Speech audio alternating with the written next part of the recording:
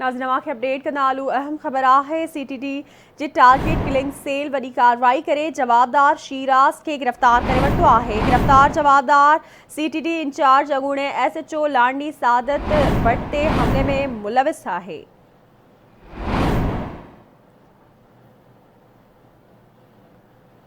तफ़सील मालूम कंदासीं कराची मां महताब शरखान जी। महताब अपडेट कजो। जी बिल्कुल संजा जी इन्वेस्टिगेशन कानून लागू कर रहे टारगेट किलिंग जी सेल पारा वही कार्रवाई की हुई है जिसमें चौधरी सफदर गिरफ्तार जेके वो ज़ाहिर किया जादार CTD जे इंचार्ज अॻूणे SHO लाडी साथ लाइ भट्ट से जो हमले में जो मुलविस जवाबदारों के गिरफ्तार किया हुआ है। चौधरी सफदर फरजानी टाउन में जो जवाबदार के शीराज जे गिरफ्तार किया हुआ है जो CTD इंचार्ज बुधाया है तो गिरफ्तार जादार चोरी के केतरनि केसनि वारदात में मुलविस है। जवाबदार 20 ॾींहं अॻु लाडी जे इंचार्ज जे मथां जेका पुरलुट में उते जेका इलाही दफ़ा में मुलविस हुयो जेको चौधरी सफदर पारां ॿुधायो आहे जंहिंमें जवाबदार मुज़मिल फैज़ल शाह एमी जेके ॿिया में गॾु हुया।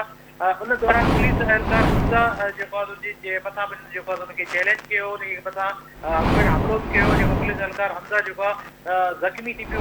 ज़ख़्मी खां बाद में जेको इलाज दौरान शहीद। महिरबानी अवां जी महताब अपडेट करण लाइ।